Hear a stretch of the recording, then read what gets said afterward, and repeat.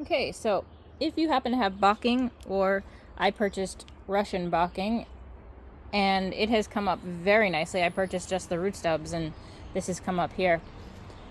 It is used as a natural fertilizer because the taproot goes down deep into the soil and pulls up the nutrients, whereas most other plants have more shallow roots.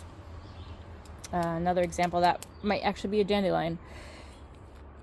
So I'm just going to cut some leaves off here, and they give you a couple options. You can chop the leaves up and, put them in a tea, like brew a tea over a few weeks, but I guess it does get a little smelly. I do have some slugs eating this. I should put some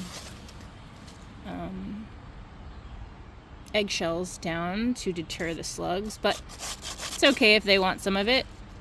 I have enough, as long as they don't eat it all, right? So instead of doing that, and instead of just chopping the leaves and putting them on, which I've already done, but that takes a while for the nutrients to leach into my plants that I just planted, my fruits that I just planted, I am going to opt to use my Pampered Chef blender. Some of you may have a Vitamix blender, and make a slurry.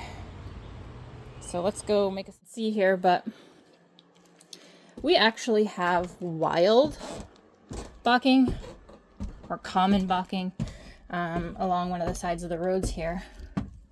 And I was able to tell by the leaves, and the flowers were pale yellow. The Russian Bocking has purple flowers. I looked it up and said either one is good because they both have the long taproot. So even if you don't have money to go buy some, you could certainly find some nearby. They're blooming right now in New Hampshire. So this is the leaf shape. Okay, and there's these little, they don't hurt. They're just almost like little Velcro. Maybe a little stiffer than Velcro. So I'm just going to pre-rip them up and then put them in the blender with 1 part water. So I'm going to add a little bit of sugar. This is raw cane sugar. The best option, if you have it, is molasses, then brown sugar, then white sugar, and then honey. I thought honey would be better than white sugar, but no. And I'm also going to add a little bit of ground cinnamon. It has antimicrobial properties, so if the slurry ends up like sitting on top of the dirt or something, it's going to keep it from getting weird and moldy. Or even help the plants from getting weird and moldy. Okay.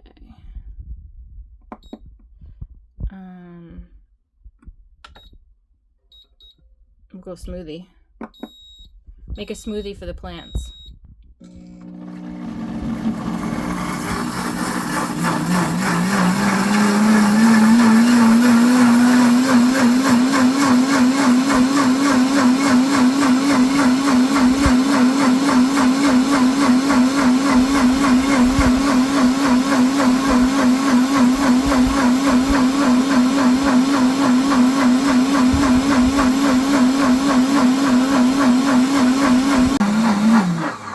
Alright, that's good enough for me.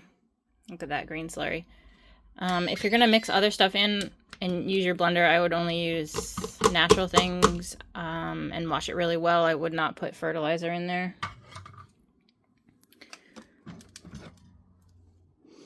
This kind of smells like cinnamon, sugar, and fresh cut grass. I'm just going to go pour it right from my blender onto my plants that I got at Lowe's. So we have a butternut squash, 1 little tomato. We have eggplant that has a flower on it. Check that out. And kale. I'm very excited about the kale. Hopefully it grows right up. Maybe I should have got more kale. Add some more into the flowers. Sorry, the tomatoes. Probably just rinse it out and get more nutrients too. Hopefully it's not going to leave a green slime on the soil. But if it does, the cinnamon should help it from growing into mold.